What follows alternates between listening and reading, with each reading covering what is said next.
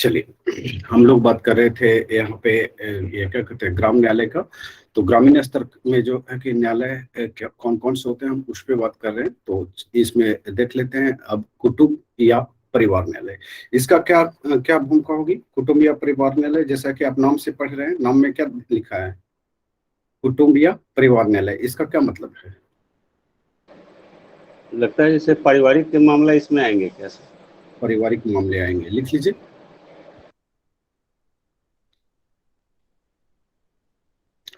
कुटुंब या पारिवारिक न्यायालयों की स्थापना, कुटुंब या पारिवारिक न्यायालयों की स्थापना, कुटुंब या पारिवारिक न्यायालयों की स्थापना, कुटुंब या पारिवारिक न्यायालयों की स्थापना, कुटुंब न्यायालय अधिनियम 1984 के अधीन किया गया है, के अधीन किया गया है, के अधीन किया गया है, के अधीन किया गया है, के अधीन किया गया है। नेक्स्ट पॉइंट लिख लीजिए, नेक्स्ट पॉइंट लिख लीजिए। इस अधिनियम के अनुसार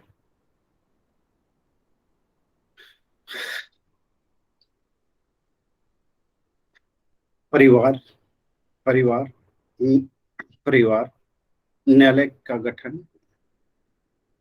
परिवार न्यायालय का गठन उन्हीं शहरों में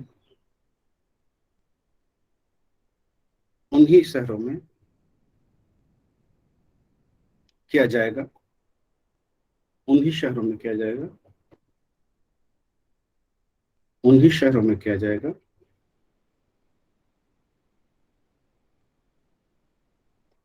उन्हीं शहरों में किया जाएगा,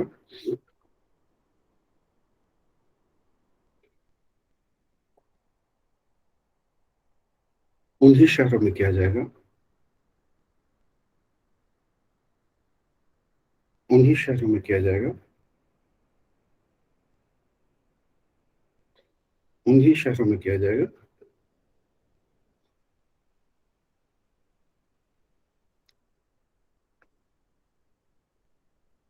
जिनकी आबादी 10 लाख से अधिक होगी, जिनकी आबादी 10 लाख से अधिक होगी,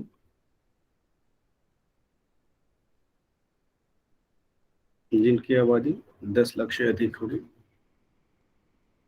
जिनकी आबादी 10 लाख से अधिक होगी। कोशिश करना है कि क्वेश्चन जो है कि प्रत्येक दिन लिखना है मेंस वाले बच्चे, नहीं तो है कि दिक्कत हो जाएगी। ठीक है, खाना खाओ या ना खाओ उससे कोई फर्क नहीं पड़ता, बीमार रहो तब भी कोई फर्क नहीं पड़ता है। और खास करके मैं अभी जो है कि हमारी सिंपैथी थोड़ी सी कम जाएगी आप लोगों के प्रति, क्योंकि हमें अगर सिंपैथी देंगे तो परफॉर्मेंस आपके खराब होंगे। तो दो में से एक ही करना होगा मुझे। और सीधी सी बात है कि अगर है कि डांट डपट करके आपका परफॉर्मेंस बेहतर होता है तो तबियत तो ऐसे भी डॉक्टर ठीक कर देगा। ओके, तो सीधी सी बात है कि आपके परफॉर्मेंस पे ध्यान होनी चाहिए ज्यादा से ज्यादा। क्या बात कर रहे थे हम लोग, 10 लाख से अधिक जनसंख्या होगी, लिख लीजिए। संसद द्वारा इसका गठन गठन अन्य शहरों के लिए भी किया जा सकता है, अन्य शहरों के लिए भी किया जा सकता है। संसद द्वारा इसका गठन अन्य शहरों के लिए भी किया जा सकता है। नेक्स्ट लिख लीजिए, नेक्स्ट लिख लीजिए,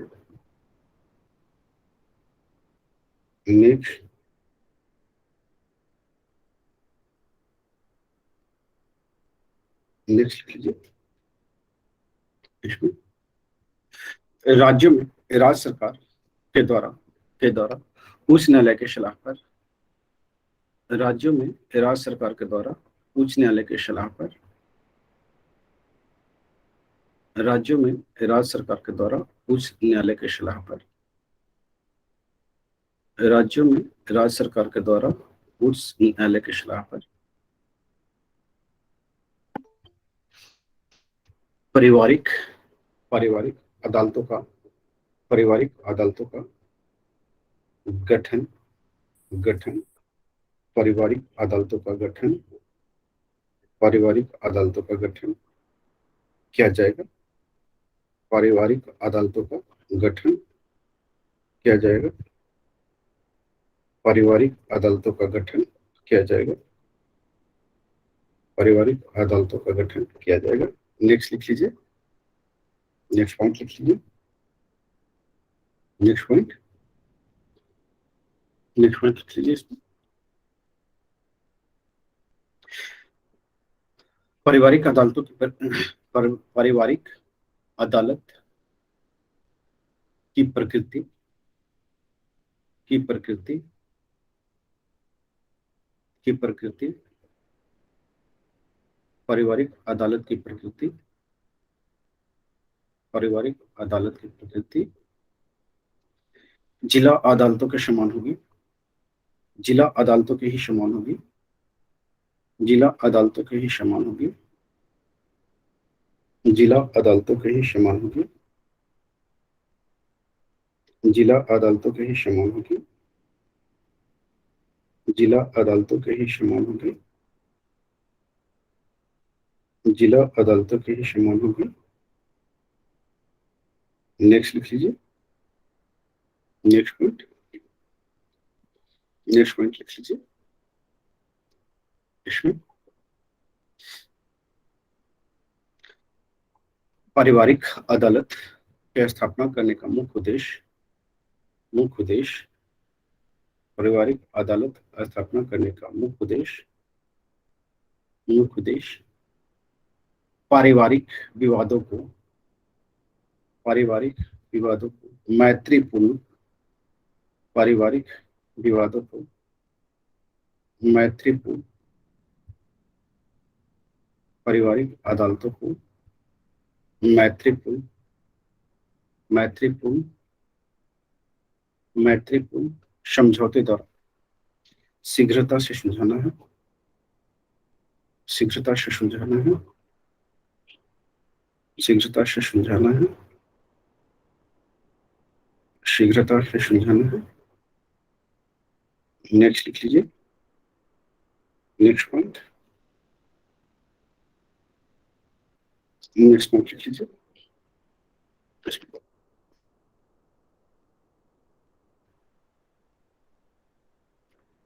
विवादों की जांच के लिए न्यायालय अपनी प्रक्रिया स्वयं स्वयं निर्धारित कर सकता है, स्वयं निर्धारित कर सकता है, स्वयं निर्धारित कर सकता है, स्वयं निर्धारित कर सकता है, स्वयं निर्धारित कर सकता है, स्वयं निर्धारित कर सकते हैं। नेक्स्ट पॉइंट लिख लीजिए, नेक्स्ट पॉइंट, नेक्स्ट पॉइंट लिख लीजिए इसको।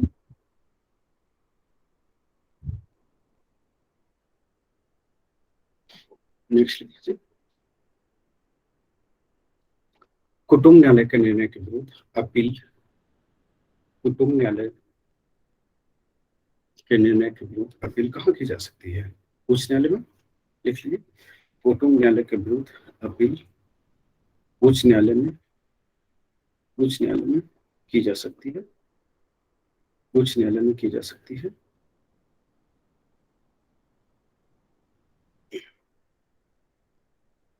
उच्च न्यायालय में की जा सकती है, उच्च न्यायालय में की जा सकती है। ऐसा न्यायालय सर जिला में ही होगा? बता अभी समझाता हूँ, पहले लिख लीजिए। उच्च न्यायालय में की जा सकती है। नेक्स्ट लिख लीजिए, नेक्स्ट लिख लीजिए। इन अपीलों की सुनवाई, सुनवाई, इन अपीलों की सुनवाई उच्च न्यायालय, उच्च न्यायालय कम से कम, कम से कम, कम से कम दो न्यायाधीशों की पीठ के द्वारा की जाती है, दो न्यायाधीशों की पीठ के द्वारा की जाती है, दो न्यायाधीशों के पीठ के द्वारा की जाती है। नेक्स्ट लिख लीजिए, नेक्स्ट, नेक्स्ट लिख लीजिए, नेक्स्ट लिख लीजिए इसमें।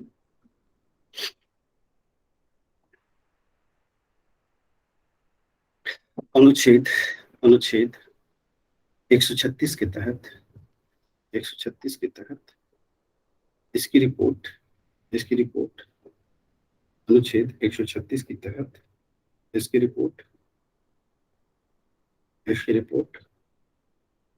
अनुच्छेद 136 के तहत इसकी रिपोर्ट सर्वोच्च न्यायालय में भी किया जा सकता है। सर्वोच्च न्यायालय में भी किया जा सकता है। सर्वोच्च न्यायालय में भी किया जा सकता है। सर्वोच्च न्यायालय में भी किया जा सकता है। नेक्स्ट लिख लीजिए।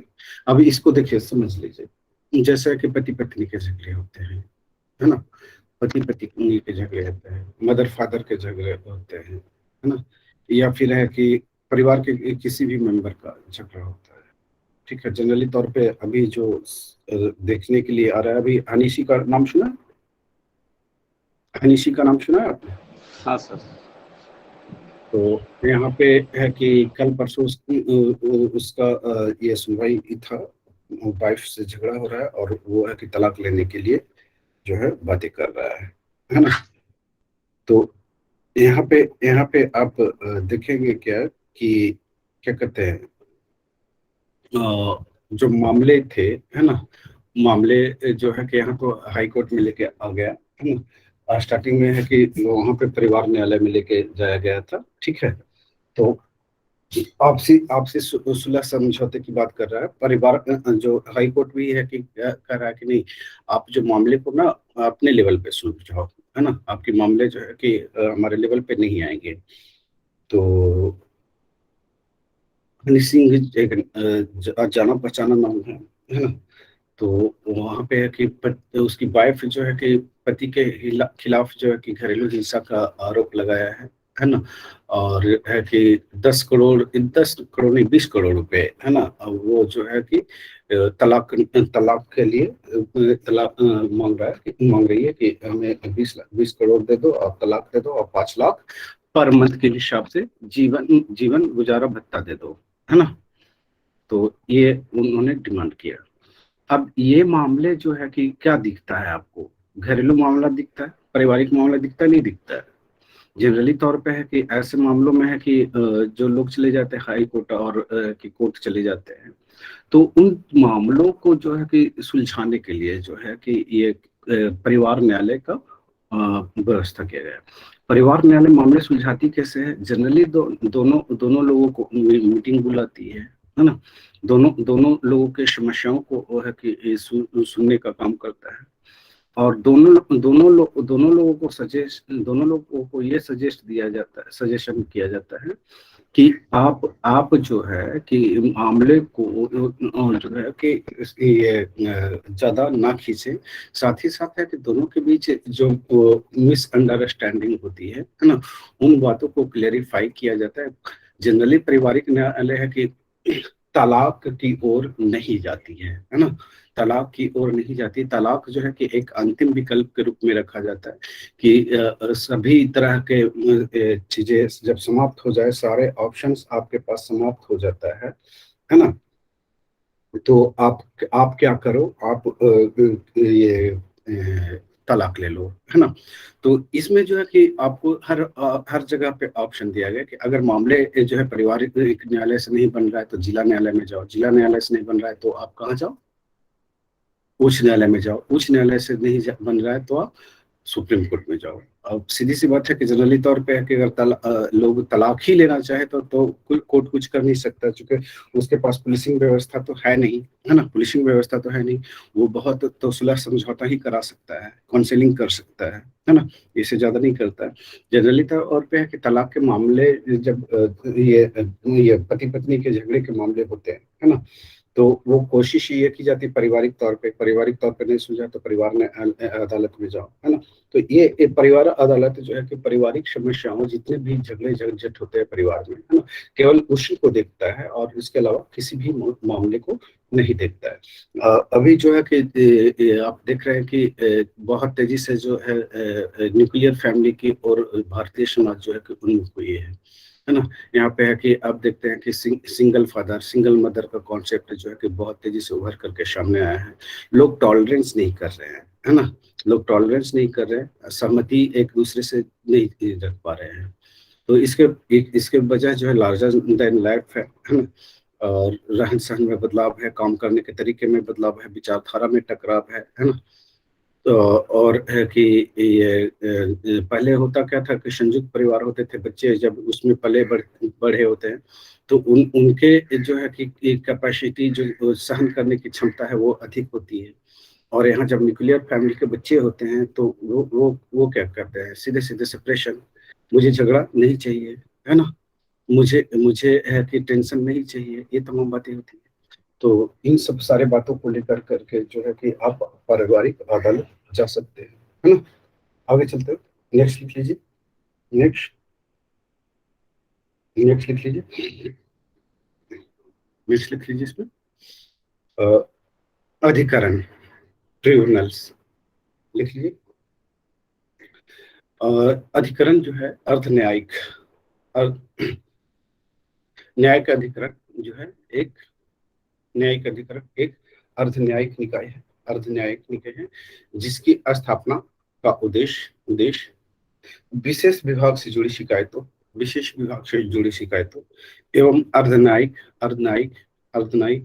विवादों विवादों को कम समय में कम समय में कम समय में कम समय में समाधान करना तथा तथा न्यायपालिका के बोझ को कम करना है, तथा न्यायपालिका के बोझ को कम करना है, तथा न्यायपालिका के बोझ को क्या करना है, कम करना है। तो चलिए आगे बढ़ते हैं, आगे बढ़ते हैं, आगे बढ़ते हैं। नेक्स्ट लिख लीजिए, नेक्स्ट लिख लीजिए, इसमें लिख लीजिए। मूल संविधान में अधिकरण यानी कि ट्रिब्यूनल्स की कोई संकल्पना नहीं किया गया है, किंतु इसे 42वें संविधान संशोधन अधिनियम 1976 के द्वारा 1976 के द्वारा संविधान में एक नए भाग 14 का जोड़ा गया है जिसके अंतर्गत अनुच्छेद 323 का तथा 323 खा जोड़कर विशेष प्रावधान के द्वारा अधिकरणों का निर्माण किया गया। नेक्स्ट लिख लीजिए। न्यायाधिकरण की शक्ति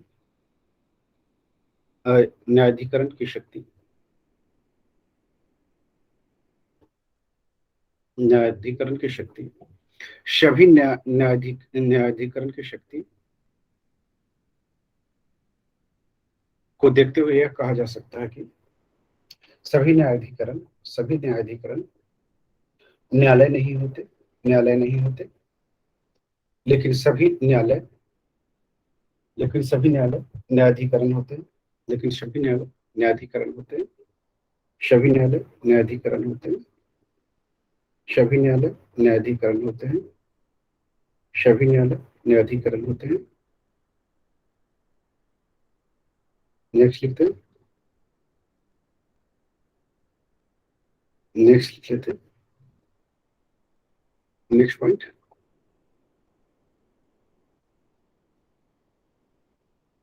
लिख लीजिए, नेक्स्ट लिख लीजिए इसमें।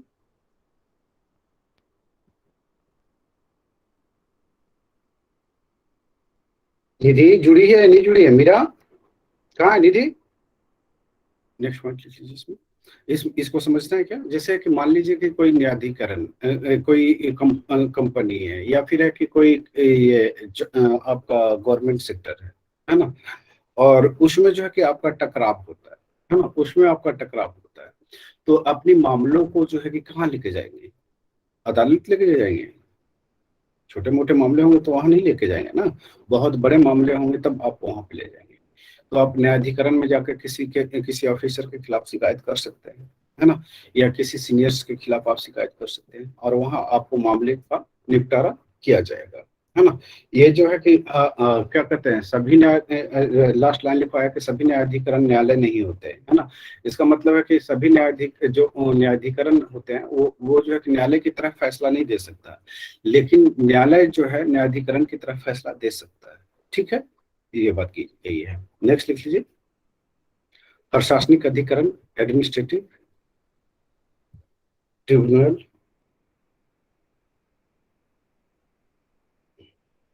नेक्स्ट लिख लीजिए इसमें अनुच्छेद 323 की क के तहत 23 के तहत संसद को यह अधिकार दिया गया है कि वह संघ तथा राज्य लोक सेवा आयोग, संघ तथा राज्य लोक सेवकों को राज्य लोक सेवकों की राज्य लोक सेवकों की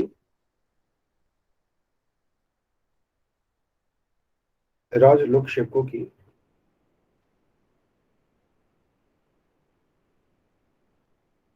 राज्य लोक सेवकों की राज्य लोक सेवकों की राज्य लोक सेवकों की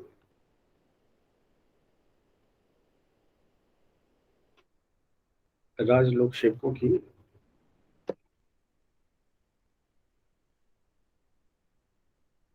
लिख लीजिए राज्य लोक सेवकों की सेवा शर्तों से संबंधित विवादों को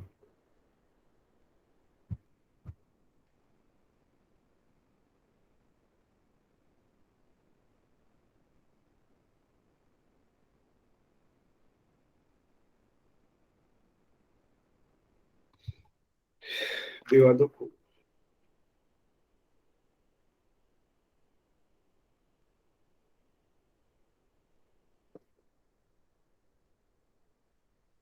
विवादों को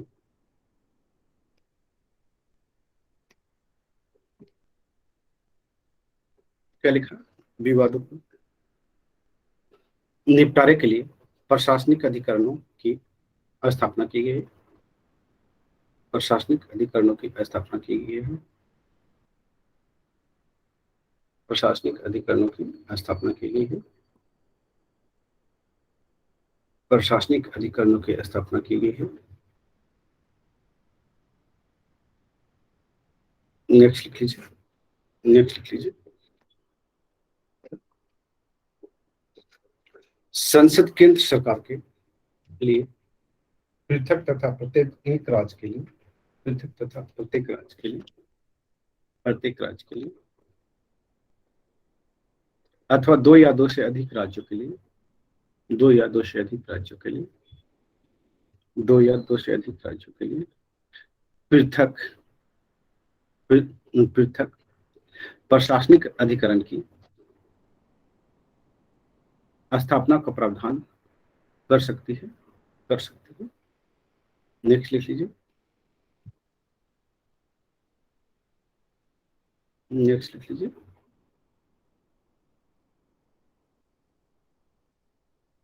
केंद्रीय प्रशासनिक अधिकरण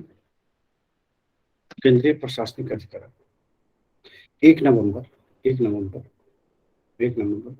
1985 को स्थापित किया गया स्थापित किया गया स्थापित किया गया स्थापित किया गया स्थापित किया गया स्थापित किया गया। नेक्स्ट लिख लीजिए, नेक्स्ट लिख लीजिए इसका मुख्यालय दिल्ली दिल्ली दिल्ली है दिल्ली है। वर्तमान में देश में कुल दिल्ली सहित कुल दिल्ली सहित ब्रैकेट में कर दीजिए दिल्ली सहित कुल 17 प्रशासनिक प्राधिकरण की खंडपीठें हैं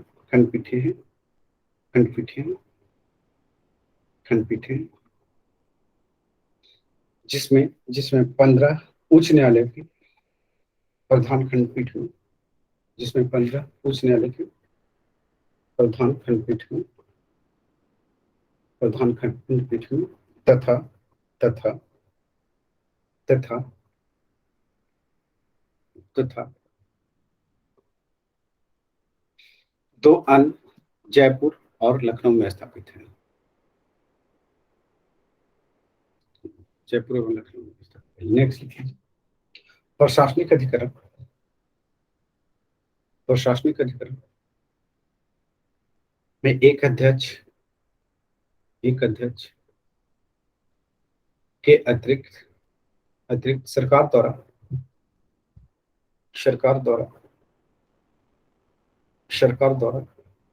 निर्धारित संख्या में उपाध्यक्ष तथा न्यायिक व प्रशासनिक सदस्य होते हैं।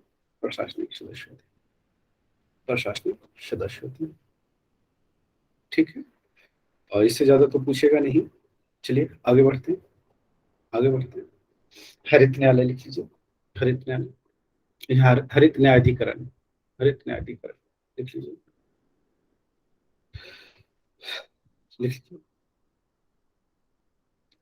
इसके तहत पर्यावरण से संबंधित जुड़े मामले को देखा जाता है। पर्यावरण से संबंधित जुड़े मामले को देखा जाता है। पर्यावरण से संबंधित जुड़े मामले को देखा जाता है।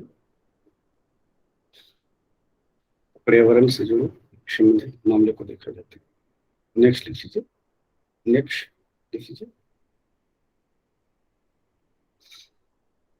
किसी भी कानूनी अधिकार के, लिख लीजिए, पर्यावरण संबंधित किसी भी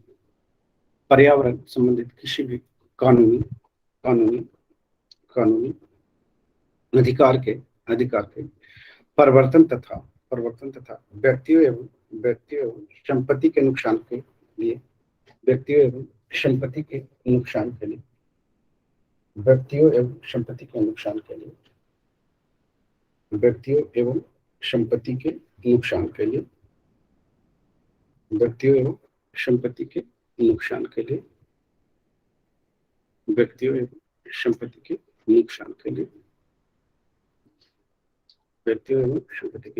लिए लिख लीजिए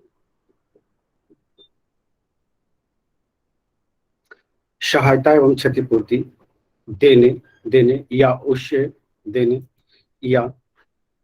उससे संबंधित मामलों सहित पर्यावरण संरक्षण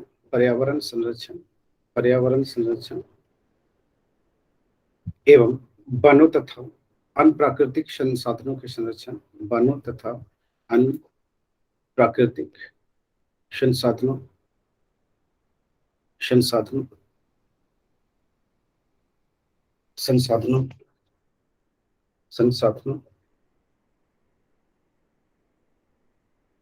के संरक्षण से संबंधित मामलों के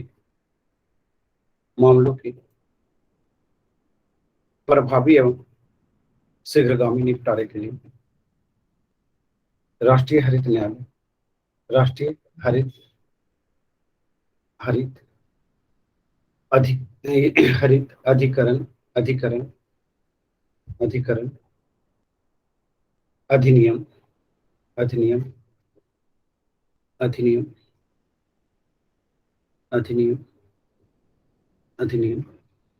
2010 के अंतर्गत 18 अक्टूबर 2010 को राष्ट्रीय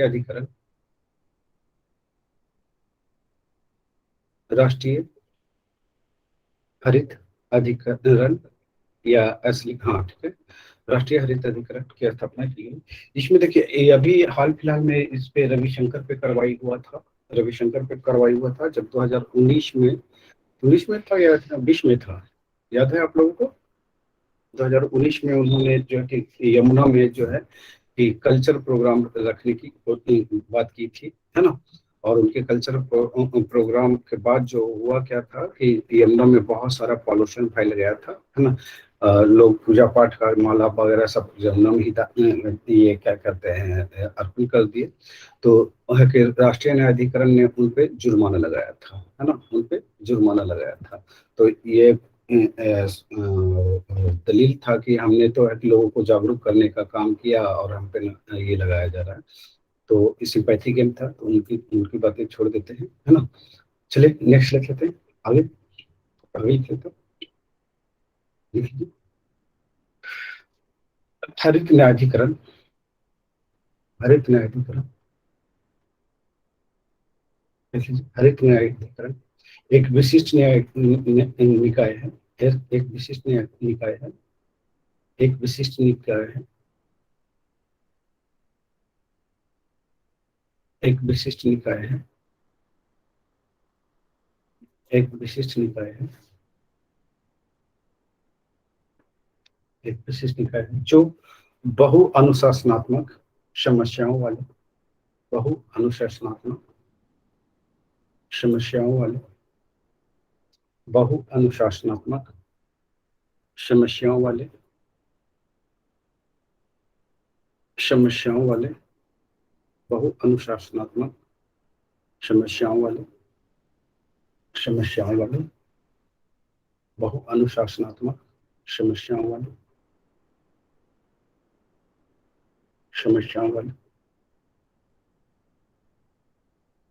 पर्यावरणीय विवादों को निपटाने के लिए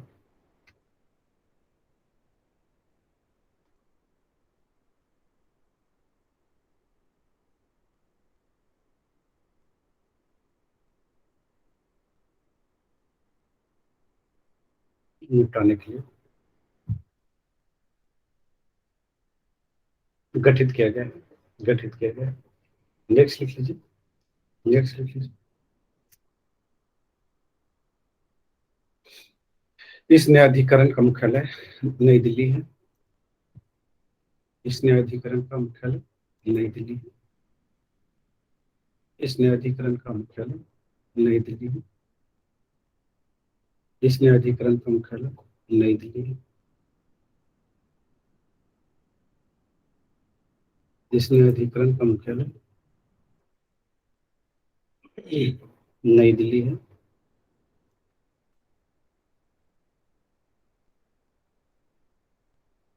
इस न्यायालय का मुख्यालय नई दिल्ली है,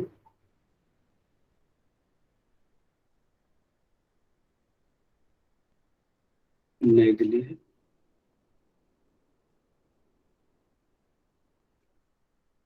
नई दिल्ली है।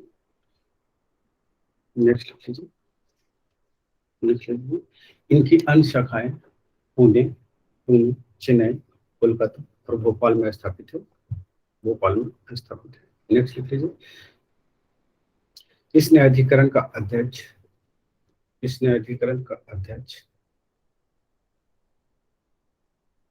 इस न्यायाधिकरण का अध्यक्ष, इस न्यायाधिकरण का अध्यक्ष, इस न्यायाधिकरण का अध्यक्ष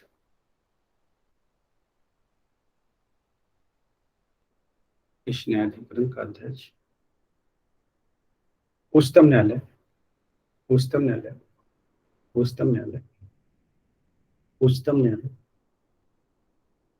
का अवकाश प्राप्त, अवकाश प्राप्त न्यायाधीश तथा, अवकाश प्राप्त न्यायाधीश तथा, अवकाश प्राप्त न्यायाधीश तथा, अवकाश प्राप्त न्यायाधीश तथा, अवकाश प्राप्त न्यायाधीश तथा अन्य न्यायिक सदस्य, अन्य न्यायिक सदस्य, अन्य न्यायिक सदस्य उच्च न्यायालय के, अन्य न्यायिक सदस्य उच्च न्यायालय के अवकाश प्राप्त न्यायाधीश होते हैं। देखिए जो उसका हेड होगा, है ना, वो उच्चतम न्यायालय के होंगे, ठीक है।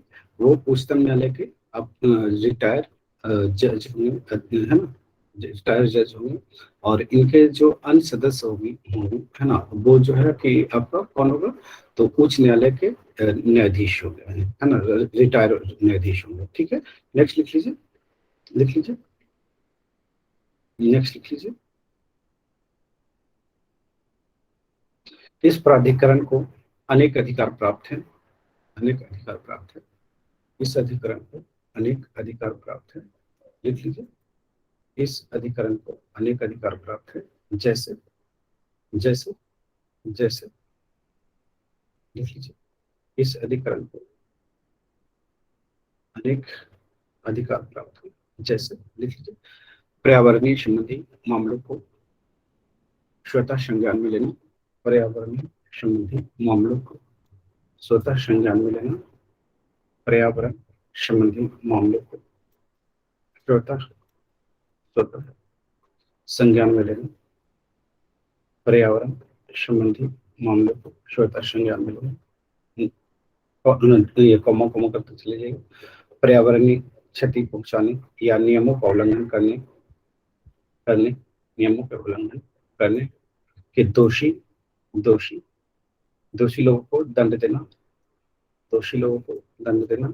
नेक्स्ट लिख लीजिए, नेक्स्ट नेक्स्ट कर लीजिए, लिख लीजिए, नेक्स्ट नेक्स्ट पॉइंट कर लीजिए, इसी में कर लीजिएगा। व्यक्तिगत व्यक्तिगत रूप में 10 करोड़ व्यक्तिगत रूप में 10 करोड़ व्यक्तिगत रूप में 10 करोड़ तथा किसी कंपनी आदि पर 25 करोड़ रुपए तक के 25 करोड़ रुपए तक के 25 करोड़ रुपए तक के 25 करोड़ रुपए तक के 25 करोड़ रुपए तक के 25 करोड़ रुपए तक के दंड लगाना एवं कारावास एवं कारावास एवं कारावास कारावास एवं कारावास का दंड दे सकता है, का दंड दे सकता है, कारावास का दंड दे सकता है। ओके, आगे चलते हैं, नेक्स्ट लिख लीजिए, नेक्स्ट पॉइंट कर लीजिए, लिख लीजिए,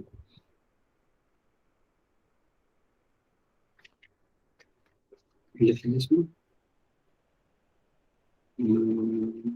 जरूरत तो है नहीं इधर, आयकर वगैरह इसमें लिख लीजिए। भारत का नियंत्रक महालेखा परीक्षक, भारत का नियंत्रक महालेखा परीक्षक, भारत का नियंत्रक परीक्षक। इसमें किस में प्रावधान किया गया है? आर्टिकल 148 लिख लीजिए, लिख लीजिए। अनुच्छेद अनुच्छेद 148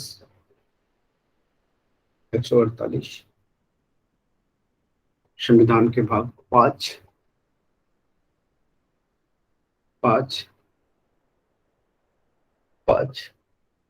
में नियंत्रक महालेखा परीक्षक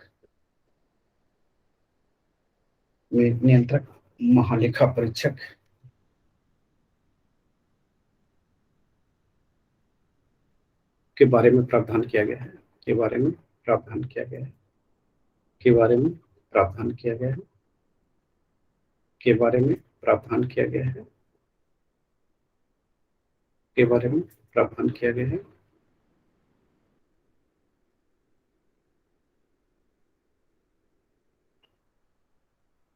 प्रावधान किया गया, लिख लीजिए, इसमें लिख लीजिए। अनुच्छेद 148 के तहत यह कहा गया है कि यह कहा गया है कि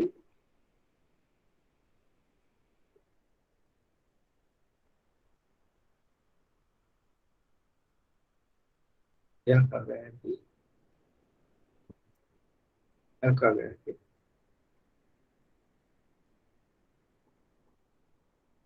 यह कहा गया है कि भारत का एक महालेखा भारत का एक नियंत्रक एवं महालेखा परीक्षक होगा, नियंत्रक एवं महालेखा परीक्षक होगा, नियंत्रक एवं महालेखा परीक्षक होगा, नियंत्रक एवं महालेखा परीक्षक होगा, नियंत्रक एवं महालेखा परीक्षक होगा।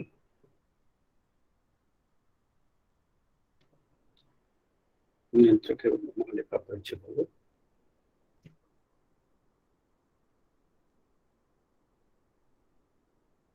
नेक्स्ट कीजिए, जिसकी नियुक्ति राष्ट्रपति के द्वारा की जाएगी।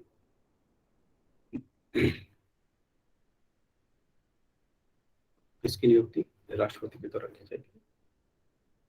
नेक्स्ट लिख लीजिए,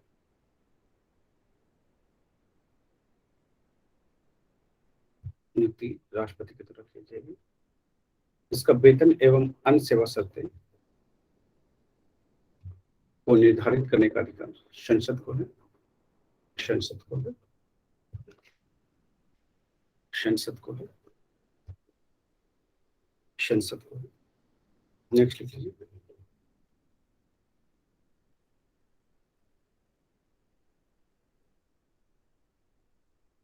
नेक्स्ट लिख लीजिए, भारतीय संविधान में संघ तथा राज्यों के समस्त वित्तीय कार्यप्रणाली पर नजर लिख लीजिए, नियंत्रक तथा महालेखा परीक्षक की होती है। महालेखा परीक्षक की होती है।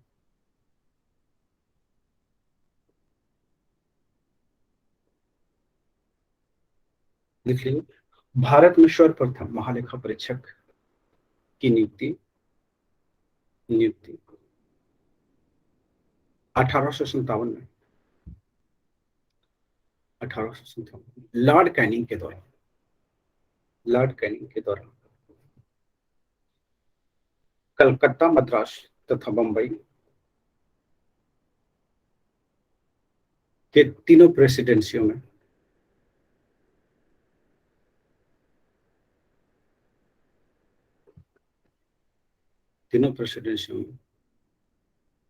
लेखों को प्रमाणित करने के उद्देश्य से किया गया था। लेखों को प्रमाणित करने के उद्देश्य किया गया था। प्रमाणित करने के उद्देश्य किया गया था। नेक्स्ट लिख लीजिए, नेक्स्ट लिख लीजिए, नेक्स्ट लिख लीजिए, स्वतंत्र भारत में नियंत्रक एवं महालेखा परीक्षक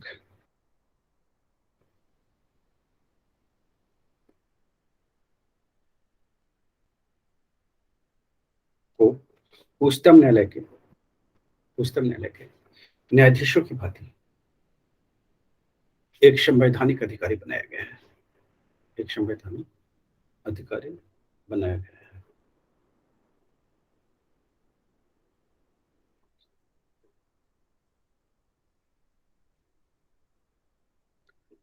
लिख लीजिए,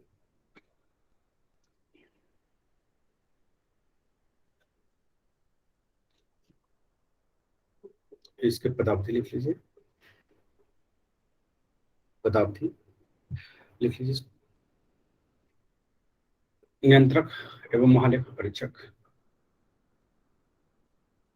अपने पद ग्रहण करने की तिथि से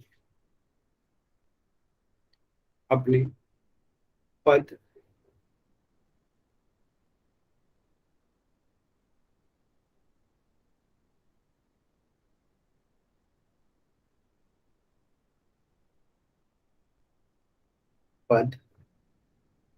ग्रहण करने की तिथि से 6 वर्ष की अवधि या 65 वर्ष की आयु तक जो भी पहले हो अपना पद धारण करेगा। अपना पद धारण करेगा।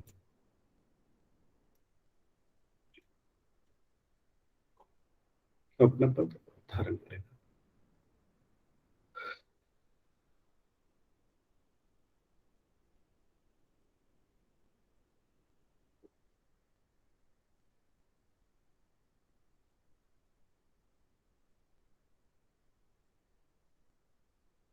नेक्स्ट लिख लीजिए, नेक्स्ट। किंतु वह कभी भी राष्ट्रपति को संबोधित कर अपना त्याग पत्र दे सकता है।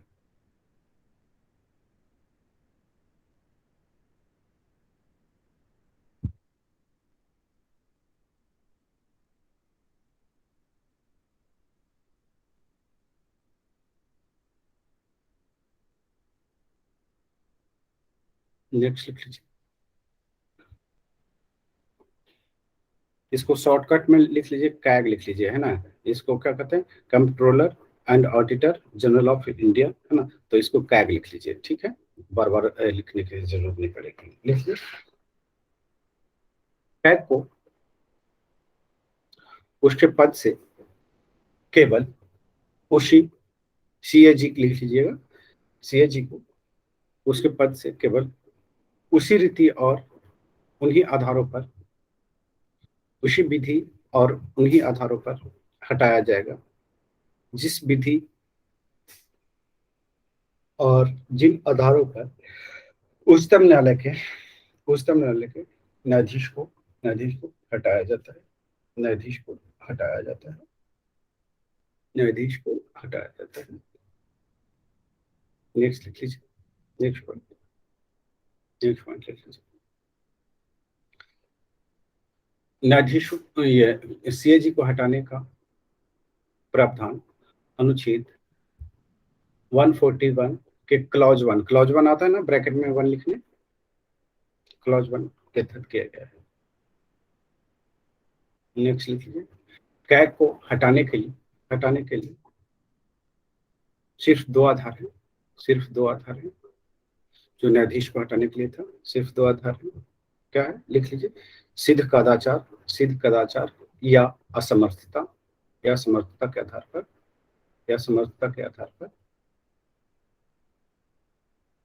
संसद के प्रत्येक सदन द्वारा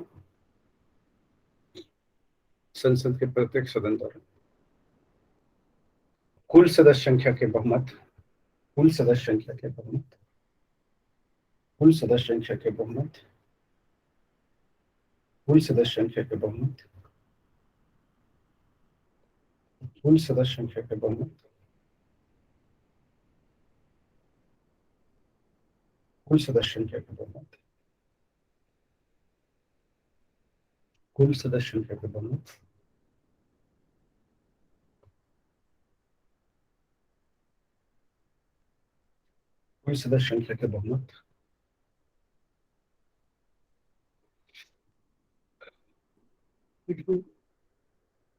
तथा संसद के प्रत्येक सदन द्वारा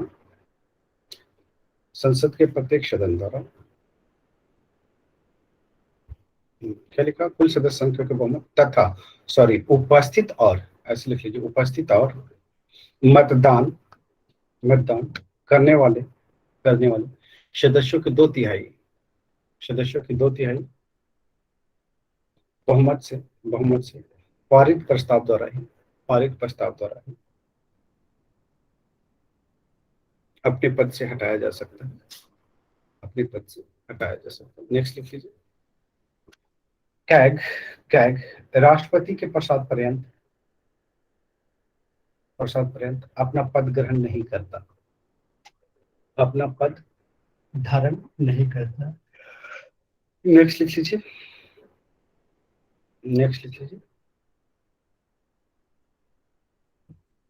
कैग अपना पद ग्रहण करने से पूर्व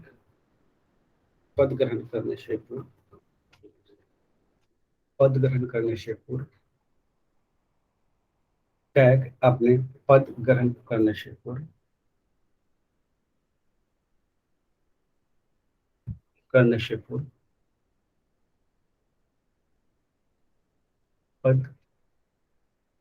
करने से पूर्व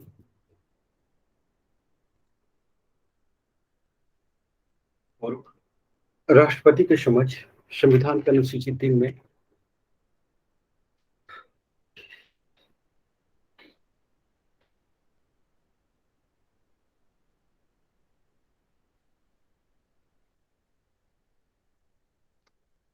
अनुसूची 3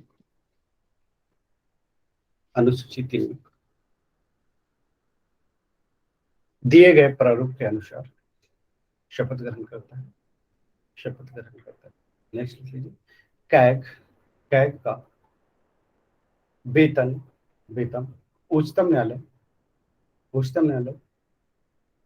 के अन्य न्यायाधीशों के वेतन के समान होता है। उच्चतम न्यायालय के अन्य न्यायाधीशों के वेतन के समान होता है। अन्य न्यायाधीश का कितना है, 2,50,000, इसका भी 2,50,000 है अभी वर्तमान में।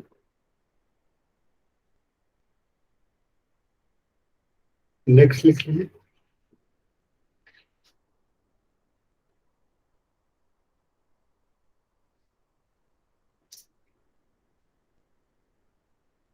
नेक्स्ट लिख लीजिए।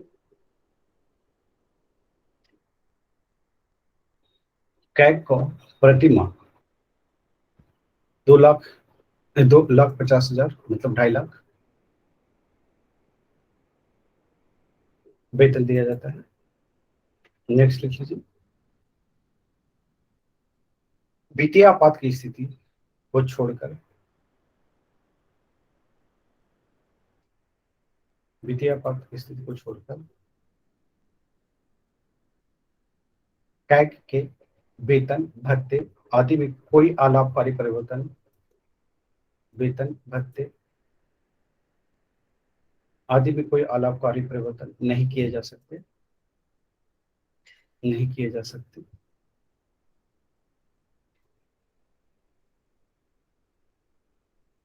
नेक्स्ट नेक्स्ट लिख लीजिए। नेक्स्ट नेक्स्ट लिख लेते हैं।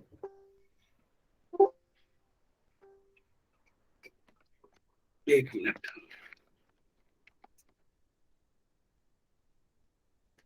लिख लीजिए अब। कैग का वेतन किस पर आधारित होगा? भारत के संचित निधि। कैग का वेतन भारत के संचित निधि पर भारत के संचित निधि पर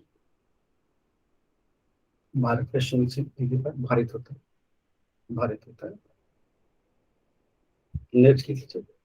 कैग अपनी सेवानिवृत्ति के पश्चात सेवानिवृत्ति के पश्चात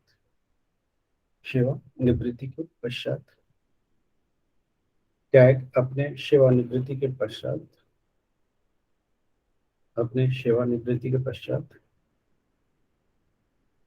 कैग अपने सेवानिवृत्ति के पश्चात भारत सरकार या किसी राज्य सरकार के अधीन कोई लाभ का पद धारण नहीं कर सकता।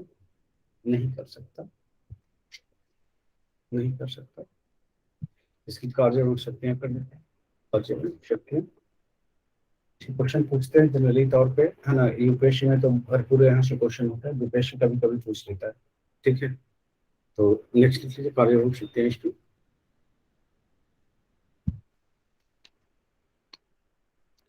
अनुच्छेद 148 के तहत कैग के कार्य एवं शक्तियों का निर्धारण किया गया है। कार्य एवं शक्तियों का निर्धारण किया गया है। कार्य एवं शक्तियों का निर्धारण किया गया है। कार्य एवं शक्तियों का निर्धारण किया गया है।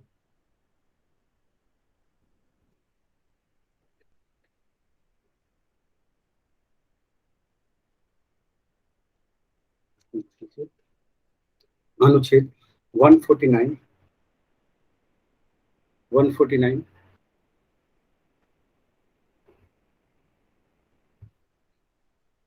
के अंतर्गत यह प्रावधान किया गया है कि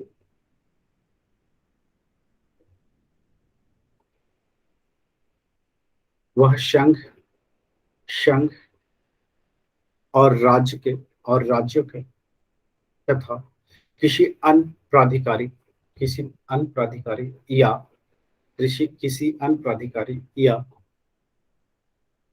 निकाय के लेखाओं अकाउंट्स के संबंध में ऐसे कर्तव्यों का पालन और ऐसी शक्तियों का प्रयोग करेगा जो संसद उन्हें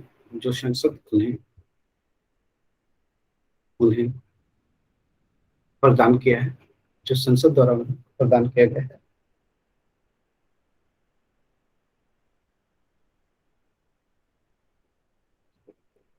प्रदान किया। नेक्स्ट लिखिए। नेक्स्ट लिख लीजिए, नेक्स्ट लिख लीजिए। वह भारत सरकार तथा प्रत्येक राज्य, वह भारत सरकार तथा प्रत्येक राज्य और प्रत्येक संघ राज्य क्षेत्र और प्रत्येक संघ राज्य क्षेत्र के संचित निधि से किए जाने वाले, के संचित निधि से किए जाने वाले सभी व्यय की सब परीक्षा करेगा, यानी ऑडिट करेगा, सब परीक्षा करेगा यानी ऑडिट करेगा, सब परीक्षा करेगा यानी ऑडिट करेगा। नेक्स्ट लिख लीजिए, नेक्स्ट नेक्स्ट लिख लीजिए, नेक्स्ट लिख लीजिए इसमें।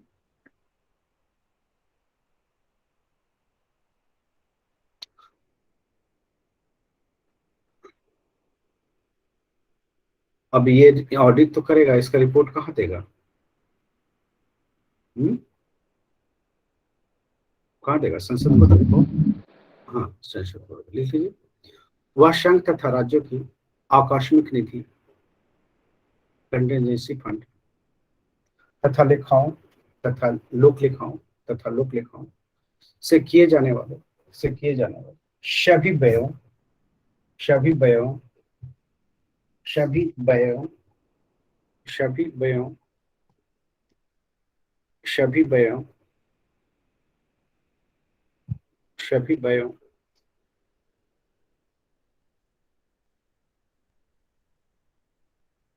सभी व्ययों की सम परीक्षा करेगा, की सम परीक्षा करेगा तथा उस पर अपना रिपोर्ट देगा, तथा उस पर अपना रिपोर्ट देगा। नेक्स्ट लिख लेते हैं, नेक्स्ट नेक्स्ट लिख लेते हैं, लिख लीजिए।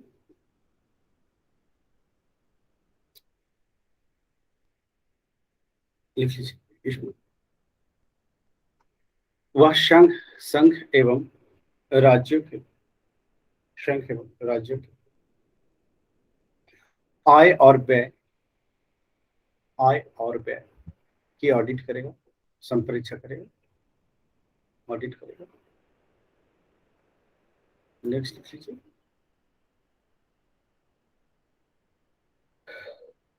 नेक्स्ट लिख लीजिए इसमें।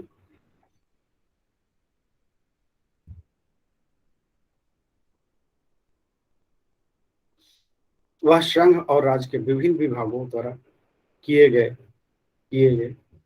वह संघ तथा राज्यों के विभिन्न विभागों द्वारा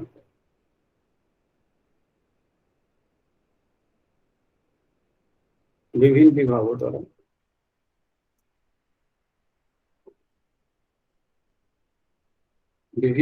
द्वारा किए गए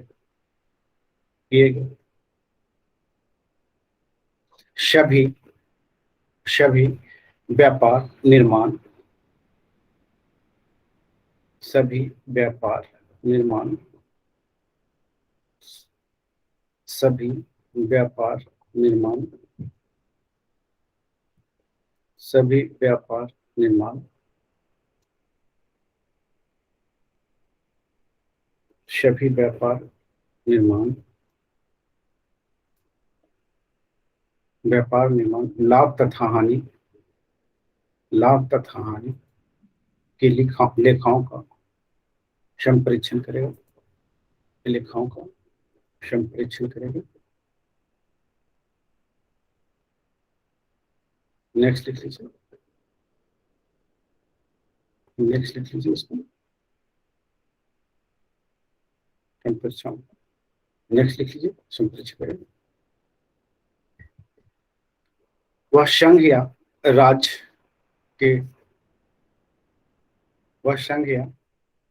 के राजस्व से पोषित वह संघ या राज्य के राजस्व से पोषित वह संघ या राज्य के राजस्व से पोषित वह संघ या राज्य के राजस्व से पोषित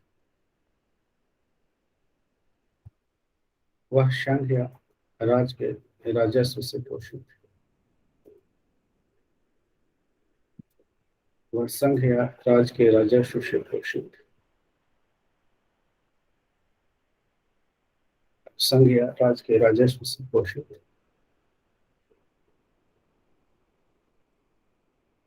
सभी निकायों कॉमा सरकारी कंपनियों तथा तथा तथा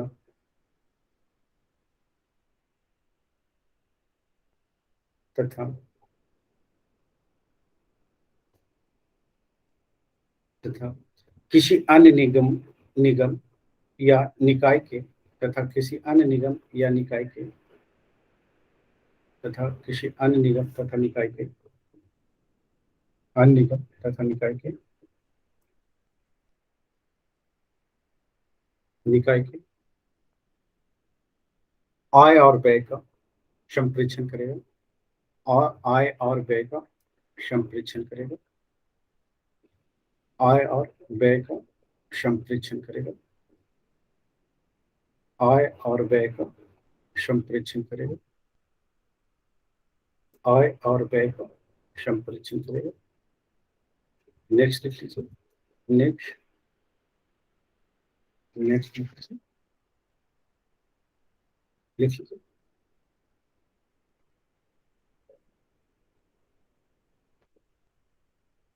अब यहाँ पे आप देखिए कि ये जो जनरली तौर पे है कि संसद को करता रिपोर्ट करता है ना।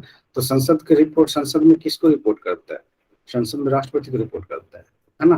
राष्ट्रपति और राज्य में राज्यपाल को। ओके, लिख लीजिए। कैग संघ और राज्यों के लेखाओं संबंधी राज्यों के लेखाओं संबंधी राज्यों के लेखाओं संबंधी राज्यों के लेखाओं संबंधी राज्यों के लेखाओं संबंधी लेखाओं संबंधी लेखाओं संबंधी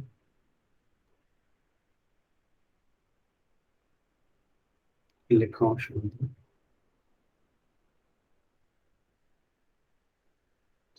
प्रतिवेदनों को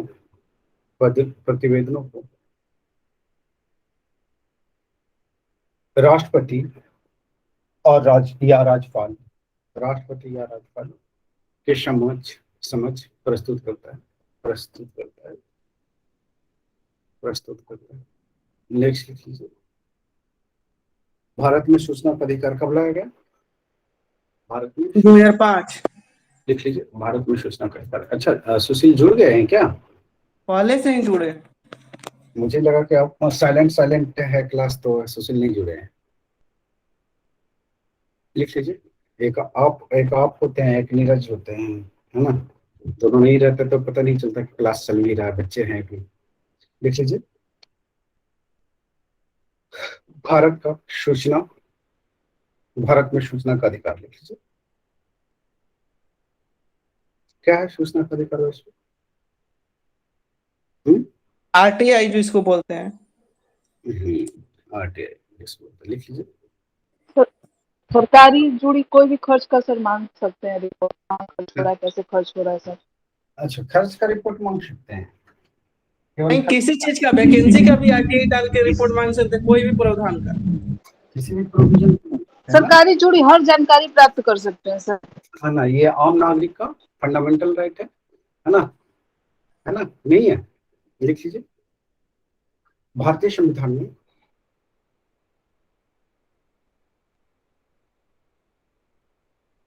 नागरिकों को सूचना का अधिकार का कोई स्पष्ट उल्लेख नहीं है। कोई प्रत्यक्ष प्रावधान नहीं किया गया है। प्रत्यक्ष प्रावधान नहीं किया गया है। सभी लोग हैं जो फोकस करो एसडीएम को। ओके, और ज्यादा दिमाग इधर उधर नहीं मारना है। अगर 10 एग्जाम दोगे आप लोग तो है कि सिलेक्शन होने की चांस जो है सीधे सीधे 10%, 10 टाइम कम हो जाएगा, है ना। तो ज्यादा इधर उधर दिमाग नहीं मारना है, फोकस जो है कि बिल्कुल सीधे एक पे रखना है और बेहतर ढंग से है कि अपने को तैयारी करना है। दूसरी चीज है कि 503 सीटों के लिए नहीं बल्कि एक सीटों के लिए ही फोकस करने हैं। अगर 503 सीटों को अगर देखना शुरू करोगे तो सीधी सी बात है कि आपका जो पोटेंशियल है ना वो कम जाएगी। आप कहोगे कि आप में आलसपन आ जाएगा कि अरे इतने सारे सीटें हैं, है ना, इतना में तो हो ही जाएगा। हो ही नहीं जाएगा, कभी होता नहीं है ना। करना होता है और हमें उसी को फोकस करनी है। और एक बात और मैं कह दूं कि ऐसा नहीं है कि जो सिलेक्शन लेते हैं वो ऊपर से टपक के आते हैं, है ना। आप ही में से कुछ विशिष्ट तरीके से जो मेहनत करते हैं वही सिलेक्ट होते हैं। अगर सीधी सी बात है मैं विशिष्ट शब्द का इस्तेमाल कर रहा हूँ तो आप कहेंगे कि सर क्या मैं विशिष्ट नहीं हूँ। वो डिपेंड करता है कि आपका तैयारी का लेवल क्या है। कुछ लोग तैयारी करते हैं पीटी लेवल का, कुछ लोग करते हैं मेंस लेवल का, कुछ लोग इंटरव्यू लेवल की तैयारी करते हैं। तो डिपेंड करता है कि आप किस लेवल की तैयारी करते हैं। जो कि एग्रीगेट तैयारी करते हैं वही रेस में बने होते हैं। जो एग्रीगेट तैयारी नहीं करते वो हर साल पीटी देते हैं और हर साल वो कहते हैं कि सर पिछले बार पीटी दिया था, मेंस लिखा था, नहीं हुआ। तो इस परिस्थिति से बाहर निकलना है। जो ट्रेडिशनल सोचे हैं कि पीटी दे, पहले पीटी की तैयारी कर लेते हैं, मेंस की तैयारी कर लेते हैं, मेंस कभी तैयार नहीं होगा किसी भी हाल में। आप कुछ भी कर लो नहीं होगा, है ना। हाथ पैर मारोगे तो थोड़ा बहुत है कि एक पेपर अगर तैयार भी होता है तो उससे कोई फायदा नहीं है ना। आपको पूरी तैयारी करना ही पड़ेगा। चलिए हम लोग बात कर लेते हैं इसको सूचना के अधिकार को। तो सूचना का अधिकार जो है आपको 2005 में लाया गया था, 2005 में लाया गया था। और ये राष्ट्रपति इसकी स्वीकृति 15 जून 2005 को दिया था, है ना। और ये जो है कि आपको 2 अक्टूबर कर रहे हैं, 12 अक्टूबर 2005 से पूरे देश में लागू है। पूरे देश में लागू है, किसको छोड़ करके? जम्मू कश्मीर को छोड़कर, है ना। जम्मू कश्मीर में जो है उस समय सूचना का अधिकार लागू नहीं हुआ था, क्योंकि उस समय जो है कि क्या था, जम्मू कश्मीर में जो है 370 लागू थे, है ना। तो इस पर वजह से जो है कि बहुत सारे कानून वहाँ पे लागू नहीं होते थे। अब तो है कि ये सीधे सीधे है कि यूटी हो गया है ना, केंद्र शासित प्रदेश हो गया है ना, यूनियन टेरिटरी। तो अब है कि वहाँ भी वो चीजें लागू है, ठीक है। तो इसको है कि हम लोग थोड़ा सा शॉर्टकट में देख लेते हैं, लिख लीजिए। लेकिन इसको तो 2004 में ही जम्मू कश्मीर को मिल गया था। 2004 में ही प्रावधान 9 गो राज्य था उसको मिला हुआ था। वहाँ कहाँ जम्मू कश्मीर में कहाँ कुछ लागू था, छोड़ के लागू लागू है ना, लिख लीजिए इसमें। जम्मू कश्मीर में लागू नहीं हुआ, उस समय लागू नहीं हुआ था, लिख लीजिए इसमें। वहाँ परिसीमन आयोग भी लागू नहीं हुआ, पता है आपको? परिसीमन आयोग भी नहीं लागू हुआ है लेकिन जो ये केंद्रीय सूचना है, जो इसका 2005 सूचना का अधिकार है, 2005 से पहले ही 9 गो राज्य में लागू हो गया था, जैसे तमिलनाडु, गोवा, राजस्थान, कर्नाटक, दिल्ली, महाराष्ट्र, असम, मध्य प्रदेश, जम्मू कश्मीर।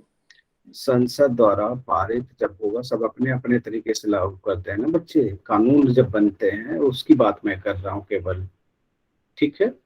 मैं उसकी बात नहीं कर रहा हूँ जो आप बता रहे हैं। मैं ये बात कर रहा था परिसीमन आयोग, है ना, वो भी वहाँ नहीं लगा था, है ना। जनसंख्या के आंकड़े भी है कि स्पष्ट रूप से नहीं आते थे पहले, है ना, क्योंकि अधिकांश बार क्या होते जाता था, वहाँ पे लगातार क्या चल रहा था, संघर्ष, है ना। अभी जब से कि मोदी गवर्नमेंट आई है, मोदी गवर्नमेंट की बात कर रहा हूँ, ये 2017 18 18-19 के बाद से है कि थोड़ा सा शांत है। मतलब जब से यूटी हुआ है ना, जब से यूटी हुआ है तब से है कि वहाँ पे कोई घटनाएं, कोई बड़ी घटनाएं नहीं होती है। ऐसे छोटी-छोटी घटनाएं तो हो ही रही है ना। तो वहाँ पे न तो परिसीमन आयोग लागू हुआ है, न तो है कि ये क्या कहते हैं, जनसंख्या के आंकड़े वहाँ स्पष्ट रूप से आते हैं, ठीक है। तो चलिए हम लोग कर लेते हैं इसका सूचना का अधिकार को, लिख लीजिए। सूचना का अधिकार, सूचना का अधिकार, सूचना का अधिकार, सूचना का अधिकार। अनुच्छेद 91 के क्लॉज 1, 91 के क्लॉज 1 के क्लॉज 1 का है ना, क्लॉज 1 का के तहत प्रदान किया गया है, के तहत प्रदान किया गया है। लिख लीजिए। सूचना का अधिकार विचार एवं अभिव्यक्ति के स्वतंत्रता के अंतर्गत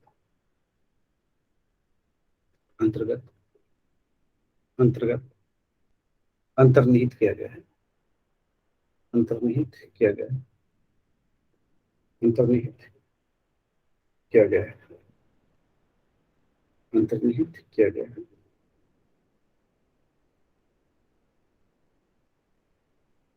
अंतर्निहित किया गया है। नेक्स्ट लिख लीजिए। नेक्स्ट लिख लीजिए। नेक्स्ट लिख लीजिए।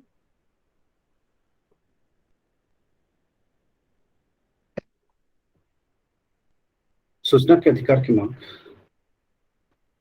सर्वप्रथम राजस्थान से प्रारंभ हुई। सर्वप्रथम राजस्थान से प्रारंभ हुई।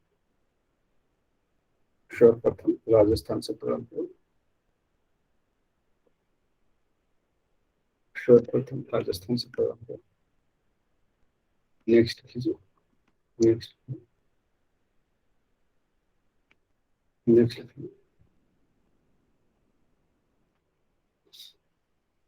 सूचना लिख लीजिए। सूचना के अधिकार की लड़ाई 90 के दशक में 90 के दशक में 90 के दशक में 90 के दशक में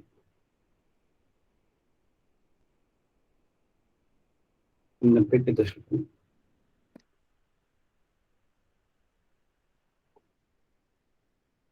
90 के दशक में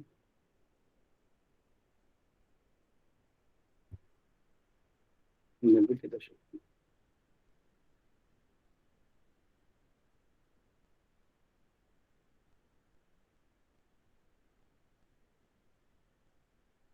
मजदूर किसान शक्ति संगठन MKSS, मजदूर किसान शक्ति संगठन, मजदूर किसान शक्ति संगठन, मजदूर किसान शक्ति संगठन द्वारा अरुणा राय की अगुवाई में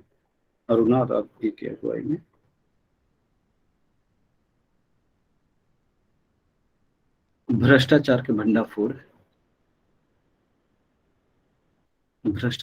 भंडाफोड़ के लिए जन सुनवाई के रूप में भ्रष्टाचार के लिए भंडाफोड़ की जन सुनवाई के रूप में। नेक्स्ट लिख लीजिए। नेक्स्ट लिख लीजिए। भारतीय संसद में दिसंबर 2002 में भारतीय संसद में दिसंबर 2002 में सर्वप्रथम सूचना की स्वतंत्रता अधिनियम पारित किया गया। सूचना की स्वतंत्रता अधिनियम पारित किया गया।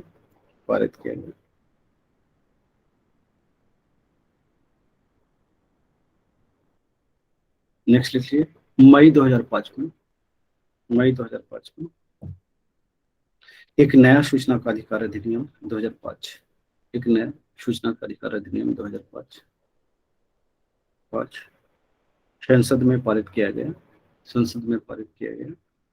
जिसे 15 जून 2005 को राष्ट्रपति की स्वीकृति प्राप्त हुई। 15 जून 2005 को राष्ट्रपति की स्वीकृति प्राप्त हुई तथा इसे 12 अक्टूबर 2005 को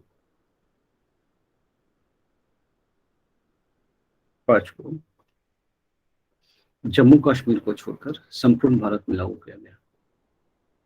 जम्मू कश्मीर को छोड़कर संपूर्ण भारत में लागू किया गया।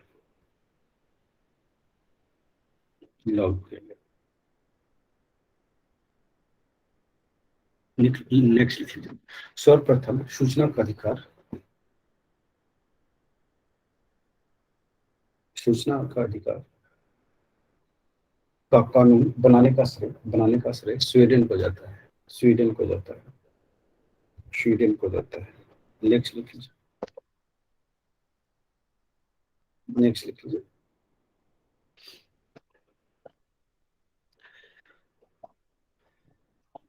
देखिए सूचना के अधिकार अधिनियम 2005 के तहत, 2005 के अनुच्छेद 2 जे फॉर जूनियर है ना, जे के तहत सूचना के अधिकार का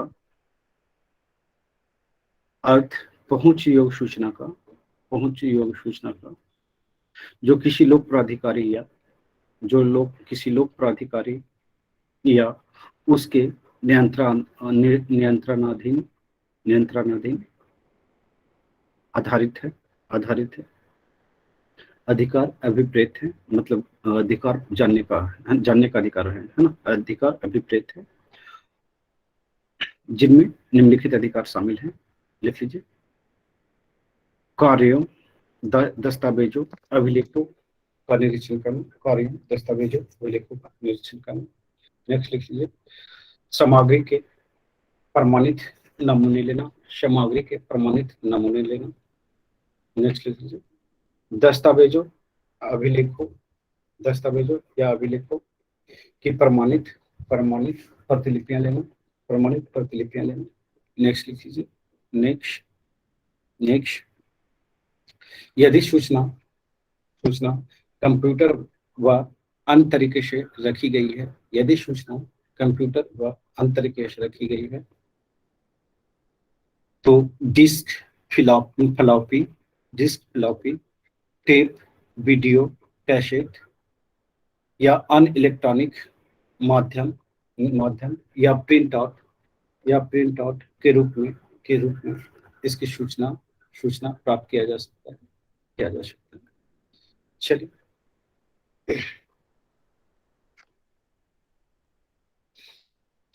लिख लीजिए। सर्वप्रथम सूचना का कानून लागू करने वाला राज्य, अधिनियम पारित होने से पहले लागू हो गया है, तो वो है, कौन है? लिखिए। तमिलनाडु, गोवा, तमिलनाडु और गोवा है। चलिए नेक्स्ट लिख लीजिए। नेक्स्ट लिख लीजिए। इस सूचना के अधिकार के तहत, सूचना के अधिकार के तहत नागरिकों द्वारा मांगे जाने वाली सूचना आवेदन के 30 दिन के भीतर सूचना अधिकारी द्वारा उपलब्ध कराए जाएंगे, सूचना अधिकारी द्वारा उपलब्ध कराई जाएगी। यदि सूचना किसी व्यक्ति के जीवन या स्वतंत्रता से संबंधित है,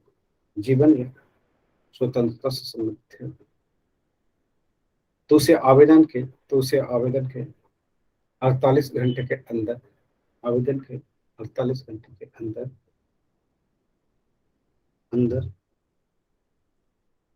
प्राप्त किया जा सकता है।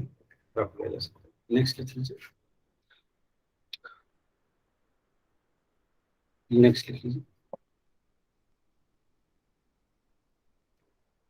सूचना प्राप्त करने के लिए निर्धारित शुल्क 10 रुपए के नकद, ड्राफ्ट या चेक के साथ नियत प्राधिकारी के समक्ष आवेदन प्रस्तुत करना होगा, आवेदन प्राप्त करना होगा। नेक्स्ट लिख लीजिए।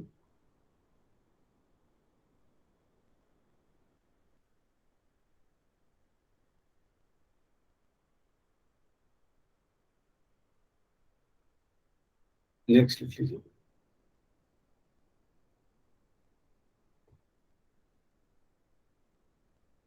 नेक्स्ट लिख लीजिए।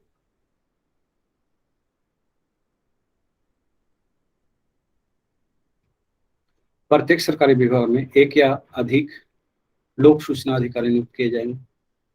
प्रत्येक सरकारी विभाग में एक या अधिक लोक सूचना अधिकारी नियुक्त किए जाएंगे जो लोगों को सूचना संबंधी फॉर्म प्राप्त करने, जो लोगों को सूचना संबंधी फॉर्म प्राप्त करने, सूचना संबंधी फॉर्म प्राप्त करने एवं सूचनाएं उपलब्ध कराएंगे, सूचनाएं उपलब्ध कराएंगे, सूचनाएं उपलब्ध कराएंगे।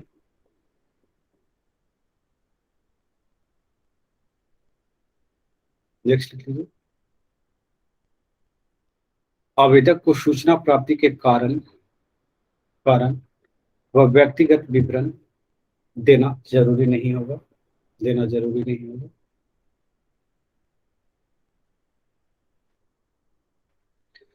व्यक्ति को केवल अपना नाम पता देना होगा, नाम पता देना होगा।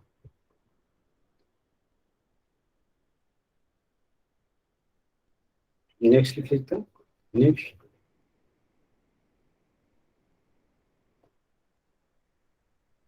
नेक्स्ट लिख लीजिए।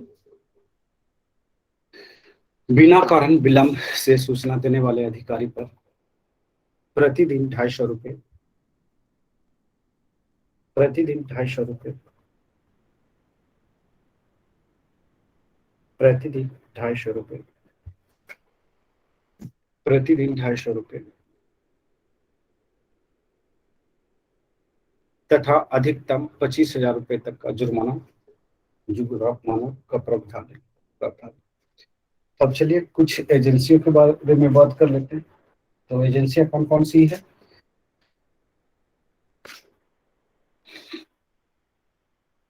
जैसे ईडी हो जाएगा, एनआई हो जाएगा, सीबीआई हो जाएगा, खुफिया विभाग हो, आईबी हो जाएगा।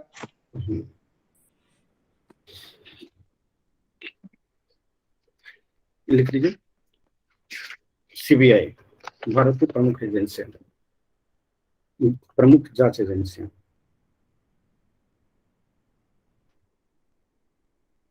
भारत की प्रमुख जांच एजेंसियां।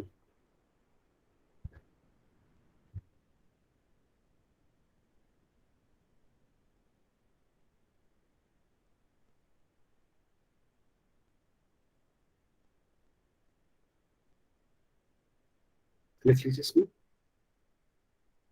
CBI, CBI, CBI.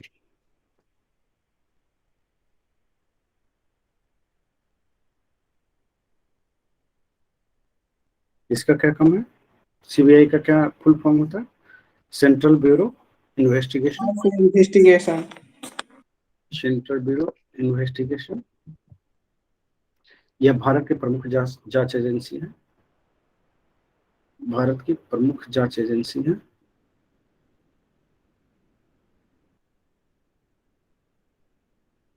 प्रमुख जांच एजेंसी है, प्रमुख जांच एजेंसी है। नेक्स्ट लिख लीजिए।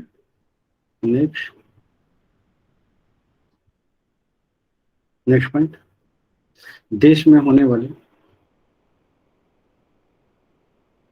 किसी भी तरह के अपराध और सुरक्षा से जुड़े मामलों, और सुरक्षा से जुड़े मामलों,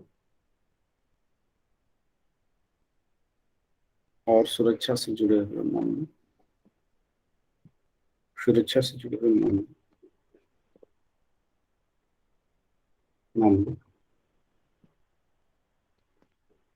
और सुरक्षा से जुड़े हुए मामलों की जांच के लिए 1963 अप्रैल 1963 में इसका गठन किया गया था, इसका गठन किया गया था। नेक्स्ट लिख लीजिए। यह भारत का आधिकारिक इंटरपोल यूनिट है, भारत का आधिकारिक इंटरपोल यूनिट है। नेक्स्ट लिख लीजिए। यह केंद्र सरकार के personal personnel public grievances grievances grievances and pension ministry के तहत आती है, एंड पेंशन मिनिस्ट्री के तहत आती है। नेक्स्ट लिख लेते हैं। इसके तहत 3 डिवीजन काम करता है, इसके तहत 3 डिवीजन काम करता है, 3 डिवीजन काम करता है। पहला anti corruption division, anti corruption division. दूसरा economic crime division, economic crime division. तीसरा स्पेशल क्राइम डिवीजन, तीसरा special crime division, special crime division, special crime division. लिख लीजिए। Anti anti corruption division, anti corruption division केंद्र सरकार के विभिन्न विभागों आर्थिक संसाधनों, आर्थिक संस्थानों और सार्वजनिक क्षेत्र में होने वाले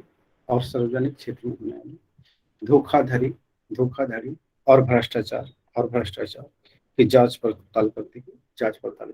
दूसरा लिख लीजिए economic crime division, economic crime division bank तथा फाइनेंशियल फ्रॉड, बैंक तथा फाइनेंशियल फ्रॉड,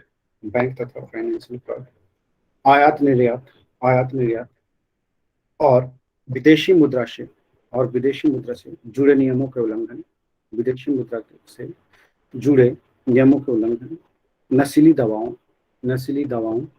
नशीली दवाओं और ऐतिहासिक पुरातात्विक तथा सांस्कृतिक संपदा एवं अनप्रतिबंधित सामानों के तस्करी के मामलों की जांच करती है। नेक्स्ट लिख लीजिए special crime branch, special crime division, special crime division लिख लीजिए। इसके तहत आतंकवाद, बम ब्लास्ट, मानव बम, फिरौती के लिए अपहरण, चर्चित हत्याओं से संबंधित अनसुलझी गुत्थी तथा माफियाओं के द्वारा किए जाने वाले संगीन अपराधों के खिलाफ जांच करती है। नेक्स्ट लिख लीजिए एनआईए,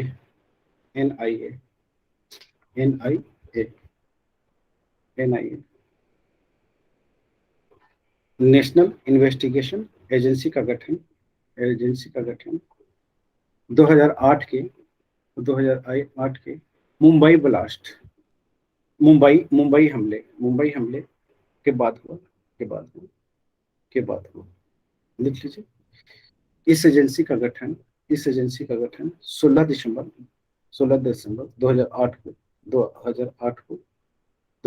को राष्ट्रीय जांच एजेंसी बिल 2008 को संसद के मंजूरी के बाद हुई थी। नेक्स्ट लिख लीजिए। नेक्स्ट यह एक संघीय जांच एजेंसी है, संघीय जांच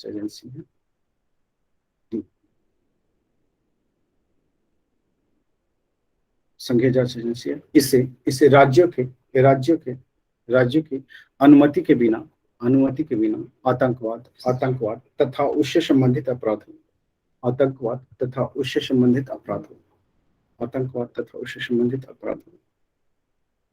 की जांच करने का पूरा अधिकार दिया गया है। नेक्स्ट लिख लीजिए। केंद्र सरकार अगर समझती है कि किसी अपराध का प्रत्यक्ष या परोक्ष संबंध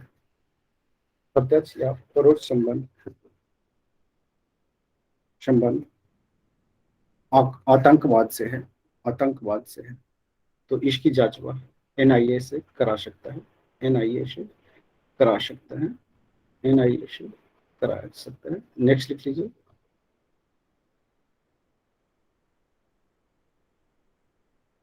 नेक्स्ट लिख लीजिए। National technical research organisation, national technical research organisation, NTRO, NTRO लिख लीजिए। इसका गठन 2004 में किया गया था। इसका गठन 2004 में किया गया था। यह अन्य एजेंसियों को खुफिया जानकारी मुहैया कराती है, खुफिया जानकारी मुहैया कराती है और देश विदेश में खुफिया सूचनाएं एकत्रित करने में देश विदेश में खुफिया सूचनाएं एकत्रित करने में समन्वय करती है। नेक्स्ट देखिए। 2014 में इस एजेंसी ने 2014 में इस एजेंसी ने खुफिया जानकारी दी थी कि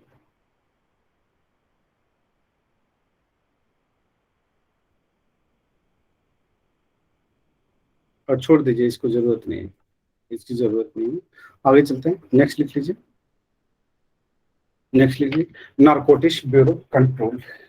नारकोटिक्स कंट्रोल ब्यूरो, NCB। अभी है कि ये सुशांत सिंह राजपूत के मामले में ये उलझा हुआ है मुंबई में, है ना। यही एजेंसी जांच कर रही है ना। लिख लीजिए। NCB का गठन 1986 में हुआ था। NCB का गठन 1986 में हुआ था। 1986 में हुआ था। NCB भारत में मादक पदार्थों की तस्करी और इसके दुरुपयोग को रोकने के लिए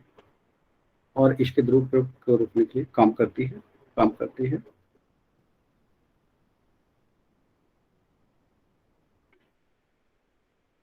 नेक्स्ट लिख लीजिए। Defence intelligence agency, DIA, defence intelligence agency. इस एजेंसी का गठन 2002 में किया गया था। 2002 में किया गया था। यह देश विदेश में डिफेंस से जुड़ी खुफिया जानकारी जुटाने का काम करती है। नेक्स्ट लिख लीजिए। यह सिविल इंटेलिजेंस एजेंसियों पर सशस्त्र बलों की निर्भरता को कम करती है।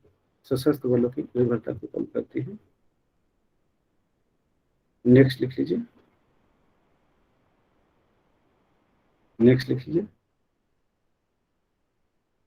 डायरेक्टोरेट ऑफ एयर एजेंसी, यह वायुसेना से संबंधित इंटेलिजेंस एजेंसी है। इसकी स्थापना 1965 में की गई थी। 1965 और 1961 और 1961 के भारत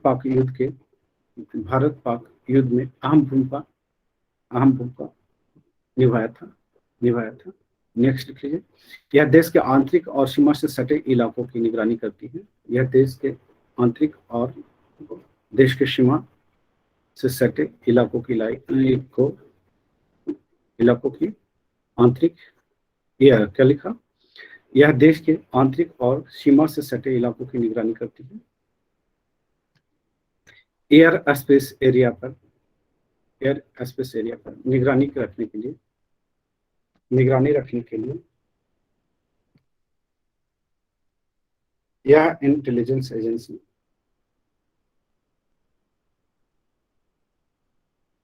अवाक्स और ड्रोन का इस्तेमाल करती है। आगे चलते हैं। आगे लिख लीजिए।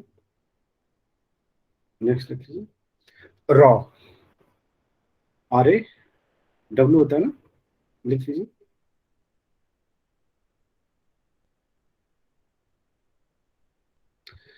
लीजिए। रॉ, इसको लिख लीजिए।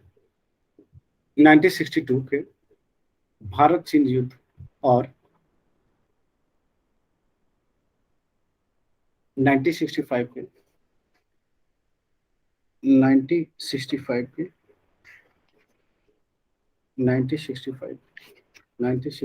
के भारत पाक युद्ध में भारत पाक युद्ध में भारत का इंटेलिजेंस ब्यूरो सही से काम नहीं कर पाया था, सही से काम नहीं कर पाया था। इसके पश्चात इसका गठन 1968 में किया गया, 1968 में किया गया, 1968 में किया गया। इसका काम, इसका कार्य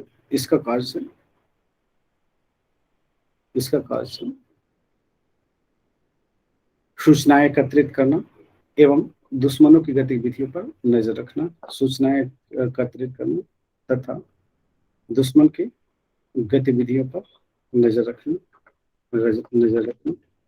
नेक्स्ट लिख लीजिए, नेक्स्ट लिख लीजिए।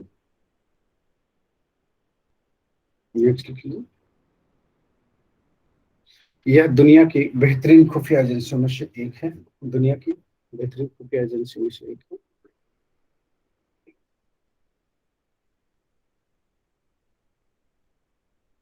नेक्स्ट लिख लीजिए, आईबी, इंटेलिजेंस ब्यूरो।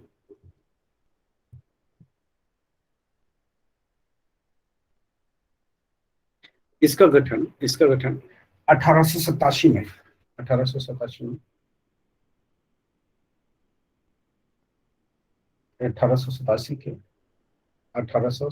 में सरकार के एग्जीक्यूटिव ऑर्डर से हुआ था, और एग्जीक्यूटिव ऑर्डर से हुआ था। नेक्स्ट लिख लीजिए, इसका पुनर्गठन 1947 में इसका पुनर्गठन 1947 में किया गया। नेक्स्ट लिख लीजिए, आईबी देश की सबसे पुरानी खुफिया एजेंसी है, सबसे पुरानी खुफिया एजेंसी है। लिख लीजिए,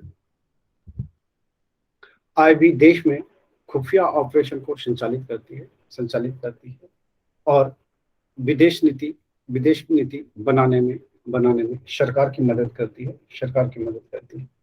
आईबी के सदस्यों को रूस के केजीबी ट्रेनिंग देती है। नेक्स्ट लिख लीजिए, एनआईए कर चुके हैं हम लोग, और कुछ बचा, ईडी बच गया ना, ईडी बच गया, नारकोटिक्स कर लिए, और कुछ क्या क्या कर लिए इसमें बता दीजिए एक बार। डिफेंस इंटेलिजेंस एजेंसी किए हैं हम लोग, इंटेलिजेंस एजेंसी नहीं किए, डीआईए। चलिए लिख लीजिए फिर इसमें, ओके। ईडी लिख लीजिए, इन्फोर्समेंट डायरेक्टोरेट, ईडी लिख लीजिए।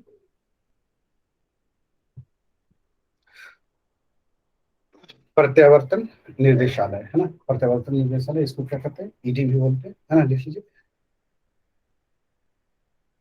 ईडी का गठन वित्त मंत्रालय के राजस्व विभाग के अंतर्गत किया गया है, वित्त मंत्रालय के राजस्व विभाग के अंतर्गत किया गया है।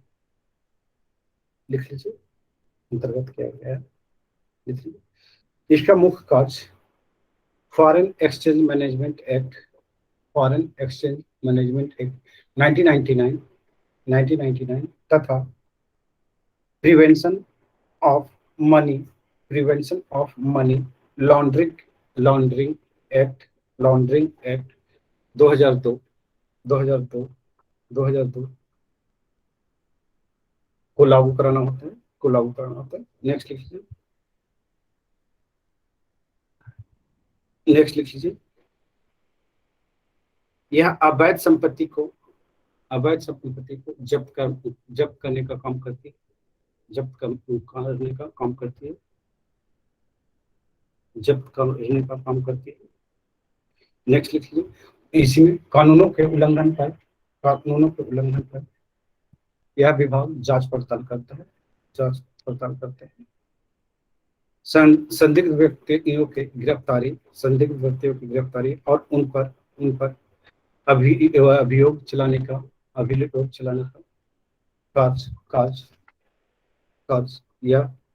कार्य प्रवर्तन निदेशालय करता है। करता है। नेक्स्ट लिख लीजिए सीबीसी, सीबीसी, सीबीसी लिख लीजिए। ये केंद्रीय का, ये क्या कहते हैं, केंद्रीय सतर्कता आयोग, केंद्रीय सतर्कता आयोग लिख लीजिए इसमें। इसका क्या काम है लिख लीजिए। इसका गठन फरवरी 1964 में किया गया था, फरवरी 1964 में किया गया था। गठन का उद्देश्य सरकारी विभागों में व्याप्त भ्रष्टाचार को खत्म करने के लिए संथानम कमेटी के सिफारिश पर इसकी सीबीसी का गठन किया गया था, सीबीसी का गठन किया गया था। नेक्स्ट लिख लीजिए। यह एक स्वायत्त संस्था है,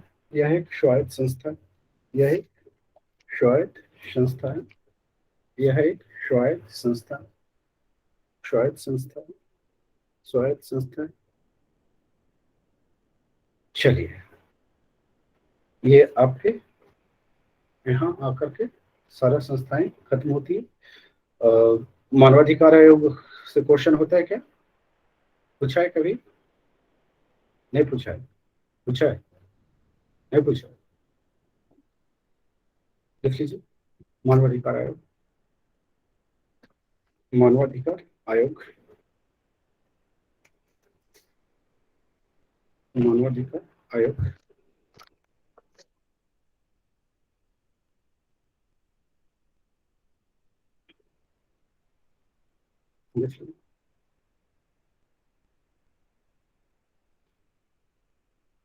भारत में मानवाधिकार आयोग का गठन 1993 में भारत में मानवाधिकार आयोग का गठन 1993 में अक्टूबर 1993 में किया गया। नेक्स्ट मानवाधिकार आयोग एक संविधानेतर इकाई है, यानी कि संविधान के बाहर की इकाई, यानी कि ये क्या है, कानूनी इकाई है ना, लिख लीजिए।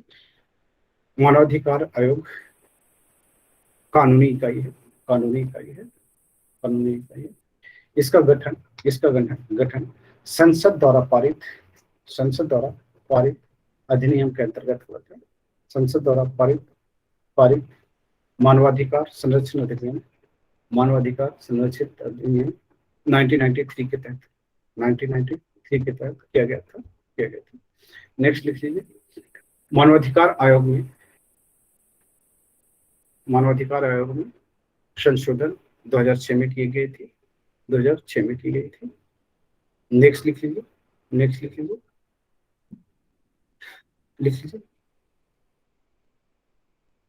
संयुक्त राष्ट्र मानवाधिकार आयोग का गठन 10 दिसंबर 1948 को हुआ था। नेक्स्ट लिख लीजिए। मानवाधिकार आयोग के गठन का उद्देश्य ऐसी संस्थागत व्यवस्थाओं को विकसित करना है। जो सरकार से स्वतंत्र होकर मानवाधिकारों की रक्षा करे।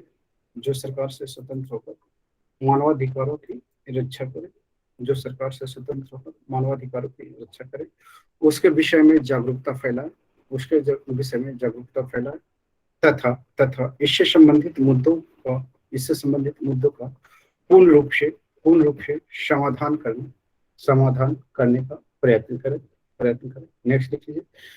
मानवाधिकार आयोग एक बहुसदस्यीय निकाय है। इसमें एक अध्यक्ष तथा चार पूर्णकालिक सदस्य होते हैं। तथा 4 अन्य पदेन सदस्य होते हैं। नेक्स्ट लिख लीजिए। इस प्रकार अध्यक्ष सहित कुल 9 सदस्य शामिल होते हैं। नेक्स्ट लिख लीजिए। नेक्स्ट पॉइंट कर लेते हैं। नेक्स्ट लिख लीजिए। नेक्स्ट लिख लीजिए। मानवाधिकार आयोग आयोग का अध्यक्ष सर्वोच्च न्यायालय के सर्वोच्च न्यायालय के सर्वोच्च न्यायालय के सर्वोच्च न्यायालय के सेवानिवृत्त मुख्य न्यायाधीश होता है तथा सदस्य तथा अन्य सदस्य सर्वोच्च न्यायालय का तथा एक सदस्य सर्वोच्च न्यायालय का कार्यरत या सेवानिवृत्त कार्यरत या सेवानिवृत्त कार्यरत या सेवानिवृत्त कार्यरत या सेवानिवृत्त कार्यरत या सेवानिवृत्त कार्यरत या सेवानिवृत्त कार्यरत या सेवानिवृत्त कार्यरत या सेवानिवृत्त कार्यरत या सेवानिवृत्त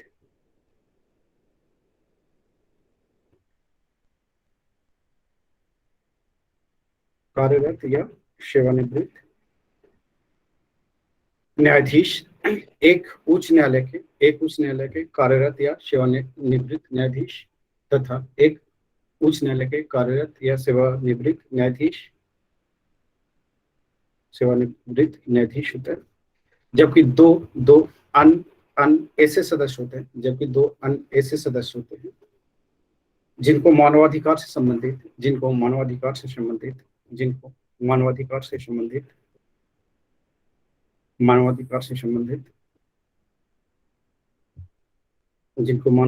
संबंधित अनुभव होता है। नेक्स्ट लिख लीजिए। पदेन सदस्यों में से राष्ट्रीय अल्पसंख्यक आयोग राष्ट्रीय अनुसूचित जाति एवं जनजाति तथा महिला आयोग के अध्यक्ष शामिल होते हैं। नेक्स्ट लिख लीजिए। नेक्स्ट, आयोग के अध्यक्ष एवं सदस्यों की नियुक्ति राष्ट्रपति द्वारा प्रधानमंत्री के नेतृत्व में गठित 6 सदस्य समिति की सिफारिश पर होती है। 6 सदस्य समिति की सिफारिश पर होती है। चलिए, तो इसका कार्य वगैरह आप लोग देख लीजिएगा, क्या क्या कार्य है। ठीक है। फिर उसी तरह से है कि राज्य मानवाधिकार आयोग है तो उसको लिखाने की जरूरत है नहीं, और लोकापाल है तो उसको आप लोग खुद से देख लीजिएगा। ओके, तो टेस्ट है कि आज फिर से दे लीजिए। सुशील, यस सर। पीडीएफ बना दीजिए। ठीक। पीडीएफ बना दीजिए। और है कि थोड़ा मेहनत अच्छे से करना है बच्चे, टेस्ट से भागना नहीं है ना।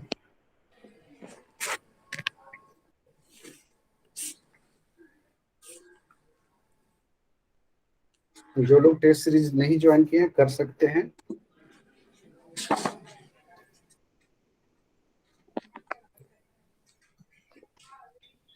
ठीक है, सेंड कर रहे हैं।